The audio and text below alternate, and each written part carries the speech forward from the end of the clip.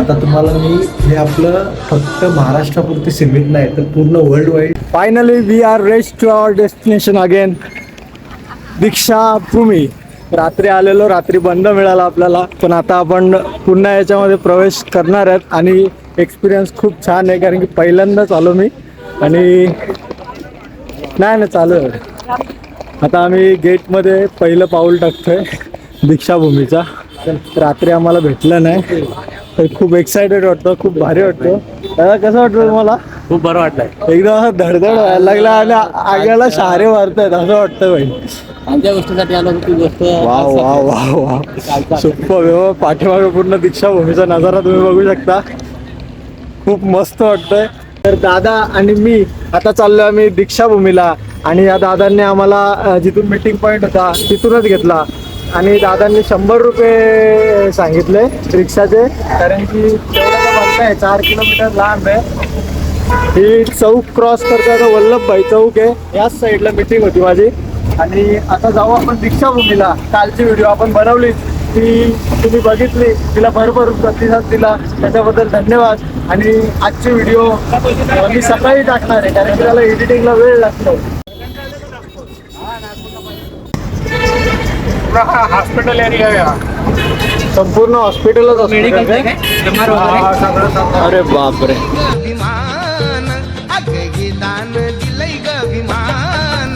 लहान लहान पोरं आलात. कुठल्या स्कूलमधून आलात दादा? कोणती स्कूल? प्राथमिक शाळा मेंढा. मेंढा. कोणत्या जिल्ह्यातून आले तुम्ही? भंडारा जिल्हा. भंडारा जिल्ह्यातून. कसं वाटलं तुम्हाला? कसं वाटलं? चांगलं वाटलं. चालेल चालेल. हे मॅडम वगैरे सगळं. Okay okay. डॉक्टर बाबासाहेब आंबेडकरांचा. चालेल चालेल. चला भेटून चांगलं वाटलं. मस्त अभ्यास करा बरोबर. चला बाय. आतमध्ये बॅग नाही अलाउड तर ती बाहेर ठेवावी लागते. तिथे दादा बसल्यात, सिक्युरिटी गार्ड बसल्यात, पब्लिक बघू शकता. 10 फेब्रुवारी 10 फेब्रुवारी ना, त्यावेळी हा दीक्षाभूमीच्या समोरच बोधिवृक्ष लावलेला आणि आज त्याचा वाढदिवस आहे. तर खूप छान पद्धतीने त्याला सजवलं आहे आणि बौद्ध अनुयायी पण आलेले आहेत मस्त पांढऱ्या शुभ्र वस्त्र घालून. पहिल्यांदा आपण आतमध्ये जाऊयात आणि नंतर संध्याच्या आतमध्ये नक्की काय आहे, आपल्याला खूप एक्साइटमेंट आहे की नक्की आतमध्ये गेल्याच्या नंतर फर्स्ट टाइमच आम्ही आलो या ठिकाणी. तर नक्की काय आहे ते आपण पहिल्यांदा बघूया, त्याच्यापासून जाणून घेऊया, नंतर आम्ही तुम्हाला सांगतो की नक्की काय आहे. चालेल चालेल. मग पहिल्यांदा आतमध्ये आपण फेरी मारू, आतमध्ये व्हिजिट करू आणि त्याच्यानंतर मग तुम्हाला सगळ्यांना सांगतो. आता आम्ही एंट्रीलाच किती छानसं सजवलेलं आहे, अंगाला काटा येतो अक्षरशः, एवढं भारी वाटतंय काय सांगू तुम्हाला. आतमध्ये आधी पाहिलं आम्ही कारण की आम्ही पहिल्यांदा जातो, पण आता तुम्हाला मी हे आपलं फक्त महाराष्ट्रापुरती सीमित नाही तर पूर्ण वर्ल्ड वाईड सीमित आहे. पहिल्यांदा एंट्री केल्याच्या नंतर डाव्या हाताला आपल्याला बाबासाहेबांच्या धर्मपत्नी माता रमाई यांची प्रतिकृती या ठिकाणी दिसते तुम्हाला. त्यांचा जन्म 7 फेब्रुवारी 1898 त्यांचं मूळ गाव दापोलीमध्ये वनन या घराण्यात त्यांचं वडील धोत्रे, भिकूराम धोत्रे यांच्या पोटी यांनी जन्म घेतलेला आहे माता रमाई. आणि त्याच्यानंतर त्यांचं 27 मे 1935ला या ठिकाणी मृत्यू झालेला आहे. त्या दिवशी ते कालकथित झाले. अशा माता रमाई ज्यांनी आपल्या बाबासाहेबांच्या पाठीशी खंबीरपणे उभं राहून त्यांना साथ प्रतिकूल परिस्थितीमध्ये त्यांना साथ देण्याची या ठिकाणी प्रतिकृती आपल्याला पाहायला मिळते. त्यानंतर बाबासाहेबांनी आपल्यासारख्या गोरगरीब जनतेला, दलितांना, दुबळ्यांना एक माणूस म्हणून जगण्यासाठी त्यांच्यामध्ये एक ऊर्जा निर्माण केली आणि सर्वांना बौद्ध धर्माची दीक्षा याच ठिकाणी 14 ऑक्टोबर 1956ला या ठिकाणी अथांग बौद्ध अनुयायी म्हणजे महार समाजाच्या लोकांना, महार जातीच्या लोकांना त्यांनी बौद्ध धर्माचा एक मध्यम मार्ग सांगितला आणि त्यांच्या प्रत्येकाच्या याच्यामध्ये एक ऊर्जा निर्माण झाली आणि त्यांनी माणूस म्हणून काय असतं जगायला शिकवलं की त्याची एक प्रतिकृती आता आपण या ठिकाणी जे होते एक आपल्याला एक लेफ्ट साईडला त्याची प्रतिकृती दिसते. लाकडाच्या स्वरूपात या ठिकाणी प्रतिकृती आहे. पूर्णपणे ज्या पद्धतीने ही दीक्षाभूमी आहे त्याची प्रतिकृती पण इथे ठेवलेली आहे पूर्णपणे. त्यानंतर सुवर्ण शिलारूप या ठिकाणी तुम्हाला पूर्णपणे दिसते. एक पॅगोड आहे, सोन्याचा पॅगोडाची प्रतिकृती आहे, गौतम बुद्धांची एक प्रतिकृती आहे. अशी या ठिकाणी सोन्याच्या प्रतिकृती सुद्धा आपल्याकडे अवेलेबल आहेत, तिथे बघायला मिळतील तुम्हाला. त्यानंतर स्तूप दिसते, हा लाकडाने बनवलेले लाकडाची प्रतिकृती आहे. एक सांचीचा स्तूप आपल्याला सांचीचा एक युनिक असं आपल्याला एक ठेवण मिळाली आहे इथे. या ठिकाणी बरोबर पाठच्या साईडला बघत असाल तर तुम्हाला सम्राट अशोकांची प्रतिकृती दिसते. तिकडे आपण परत असा जाऊ तिकडे सुद्धा आपण ओके. जाणार आहोत. तर आता इथून घ्या. हा जिवंत डॉक्टर बाबासाहेब आंबेडकरांच्या माता आणि पिता या दोघांचे या ठिकाणी प्रतिकृती आहे, फोटो आहेत. डॉक्टर बाबासाहेब आंबेडकर के पिता सुभेदार मेजर रामजी मालोजी सकपाळ, और उनकी माता भीमाबाई रामजी मालोजी सकपाळ. तर हे त्यांचं नाव म्हणजे वडील, आई आणि वडील यांचं दोघांचे. त्यानंतर डॉक्टर बाबासाहेब आंबेडकरांचा पत्नी रमाबाई आंबेडकर आणि त्यांचा जो पेट डॉग होता त्याचं नाव प्रिय नाव टॉबी म्हणून होता. टॉबी नावाचा त्यांचा पुत्र होता. तर त्याच्यासोबत सुद्धा या ठिकाणी तत्कालीन प्रतिकृती आहे. त्यानंतर पंढरपूरमध्ये धर्मशाला कर्मयोगी संत गाडगे बाबा यांनी आयोजित केलेले 14 जुलै 1949 रोजी त्यासाठी धर्मशालाच्या ट्रस्टीच्या गाडगे बाबा आहेत. त्यानंतर मला वाटतं बाबासाहेब आहेत आणि हे त्यांच्यासोबत आपण रावसाहेब जगताप, कर्मवीर भाऊराव, तसे अशी अनेक जागी माहिती आणि फोटोग्राफ्स टिपलेले आहेत आणि लिहिलेले आहेत. तर तुम्ही पूर्ण गोलाकार बाजूस बघू शकता आणि इन्फॉर्मेशन तर मिळणारच. आणि जे जे त्यांनी त्यांच्या आठवणी, त्यांची मेहनत आणि जे जे त्यांनी आपल्याला दिलेले ते सर्व काही इथे फोटोग्राफद्वारे टिपलेलं आहे. तर तुम्ही माझ्या मागे बघू शकता. खूप आहे. आता आपल्याकडे वेळ कमी आहे, अतिशय वेळ कमी आहे, कारण की माझी बस बुकिंग पण केली आहे. पण तरीसुद्धा आपण जेवढं एक्सप्लोअर करता येईल आणि तुम्हाला जास्तीत जास्त माहिती देता येईल आणि तुम्हाला दाखवता येईल आणि मला पण माहिती घेता येईल यासाठी मी प्रयत्न करत आहे. पाहू शकता तुम्ही. फायनली आपण पोचून गेलो अशोक सम्राटांच्या मूर्तीजवळ. ही अशोक सम्राटांबद्दल माहिती सांगायची झाली तर त्यांना आधी तुम्ही बोलू शकता चंडा अशोक म्हणून नाव होतं. चंडा अशोक का तर अतिशय क्रूर राजा, त्यांनी स्वतःच्या भावंडांना पण सोडला नव्हता असा राजा होता. कलिंगांच्या युद्धामध्ये कलिंगाच्या युद्धामध्ये ज्यावेळेस सम्राट अशोक जिंकला आणि त्याचा जो रक्तपात झाला होता, त्या रक्तपात झाल्याच्या नंतर त्याच्या जे सैन्य होतं, जरी राजा विजयी झाला असला तरी पण त्याचे जे सैन्य होतं सैन्यामध्ये रक्तपात खूप मोठ्या प्रमाणात झाला होता. इकडच्यांचे सुद्धा युद्धामध्ये जीवितहानी झाली होती, त्यांचे ऑपोजिशन जे होते त्यांचीसुद्धा जीवितहानी झाली होती आणि ह्या जीवितहानीचा कुठेतरी आक्रोश पाहायला मिळत होता, जे की त्यांच्या मुलाबालांच्या इकडे आक्रोश निर्माण होत होता. ते म्हणजे रडारड आरडाओरडा चालू होती आणि ही आरडाओरडा पाहिल्याच्या नंतर गौतम बुद्धांच्या जे अनुयायांना त्या ठिकाणी जाणवलं की राजाने एक जिंकलेला आहे. म्हणजे जिंकल्याच्या नंतर मी एक ठिकाणी असं वाचलं, मी शुअर नाही की आहे कोणी, पण मी वाचलं एवढं नक्की की बाबासाहेब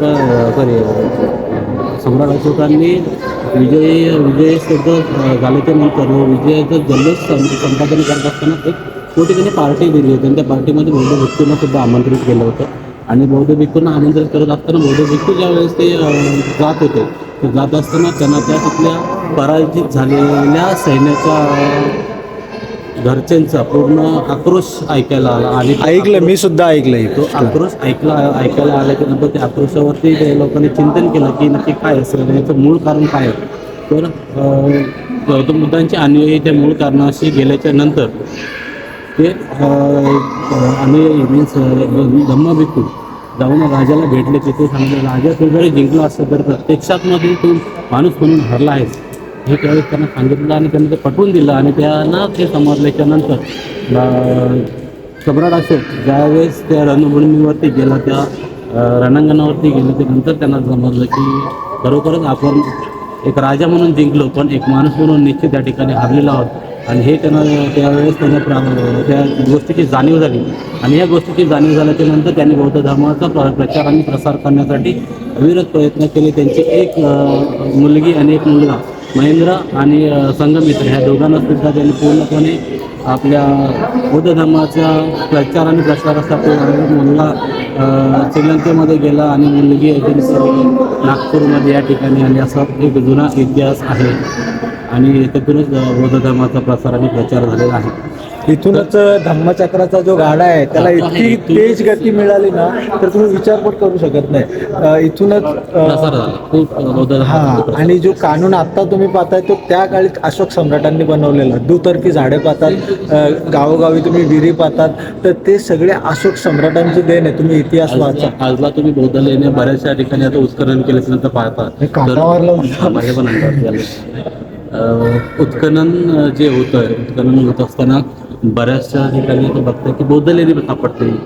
म्हणजे विचार करण्यासारखी गोष्ट आहे की बौद्ध धर्माचा प्रसार आणि प्रचार हा त्या काळी खूप वर्षापूर्वी, कितीतरी वर्षापूर्वी झालेला आहे. आणि त्या काळी जी बौद्ध मूर्त्या कोरलेल्या आहेत ते अजूनपर्यंत सुस्थितीत आणि अतिशय चांगल्या परिस्थितीत आपल्याला या ठिकाणी पाहायला मिळतात.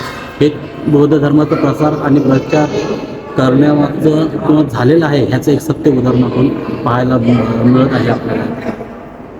आणि त्यांचं पूर्ण श्रेय अशोक सम्राटांना जातो. बघा, मी हे गोष्ट मुद्दाम ह्या ठिकाणी नमूद करतो की बाबासाहेबांनी त्यावेळेस, आता जर आपल्याला एवढं 77 वर्ष होऊन सुद्धा आपल्याला आत्तापर्यंत एवढं सहन करावं लागत असेल, तर त्यावेळेस त्यांनी किती कष्ट करून हे संविधान बनवलं असेल.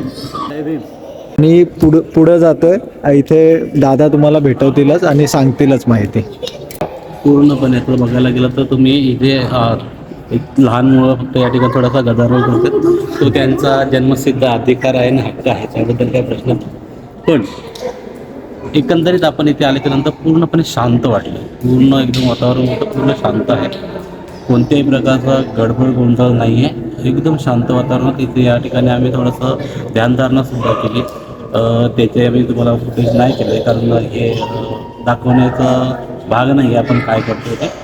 पण एकंदरीत बघायला गेलं तर पूर्ण शांत वातावरण आहे. पूर्ण शांत वातावरण आहे. कोणत्या प्रकारचा गदारोळ नाही आहे. आणि या ठिकाणी 2 बुद्ध मूर्ती दिसतात. एक या ठिकाणी पहिल्याची स्थापन केलेली बुद्ध मूर्ती आहे आणि या दीक्षाभूमीचा एक स्तूप, एक काचेचा स्तूप या ठिकाणी बनवला आहे. त्याच्या आतमध्ये सुद्धा दीक्षाभूमीचा आहे. एक प्रतिकृती म्हणून या ठिकाणी बनवलेली आहे. तुम्ही पाहू शकता खाली संगमनेर हे मार्बलचं डेकोरेशन केलं आहे आणि वरती मार्बलमध्ये बनवलेलं आहे. त्याच्यानंतर वरती घचेची आहे. त्याच्या आतमध्ये सुद्धा एक सेम प्रतिकृती आहे. तसं थायलंडवरून आणलेली बुद्ध मूर्ती आहे. थायलंडची बुद्ध मूर्तीची प्रतिकृती आहे आणि ही एक चिनीमातीची वाट बनवलेली बुद्ध मूर्ती असेल.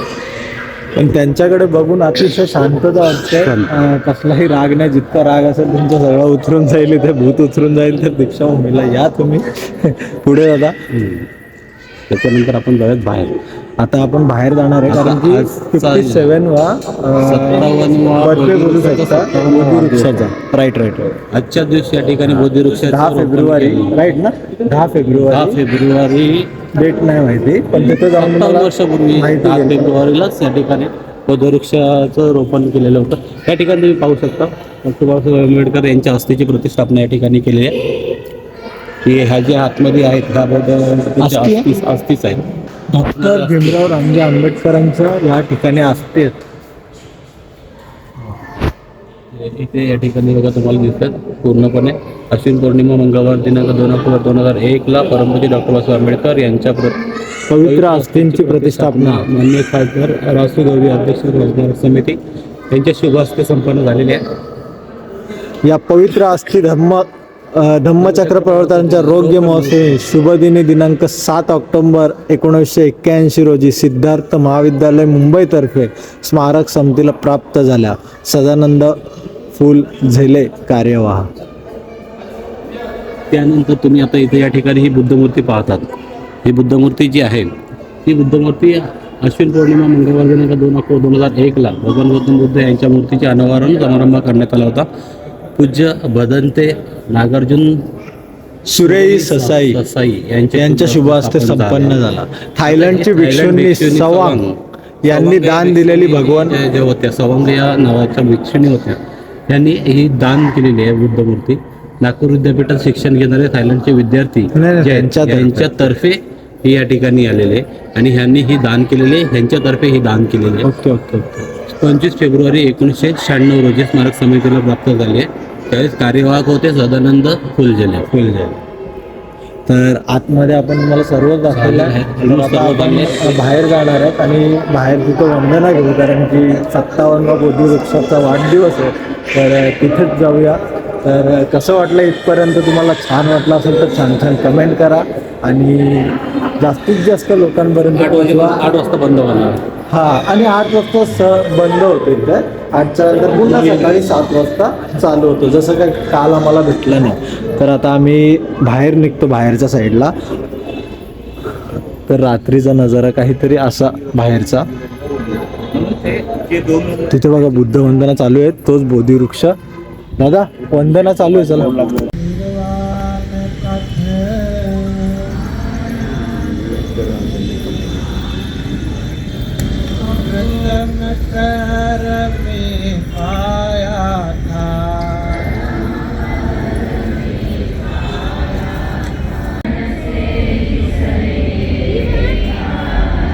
लाखों करोड़ भारत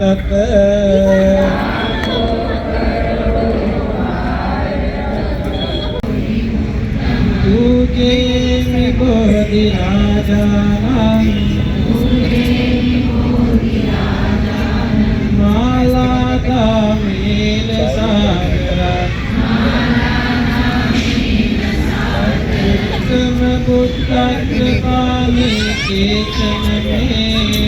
रात्रीचा दीक्षाभूमीचा नजारा छान.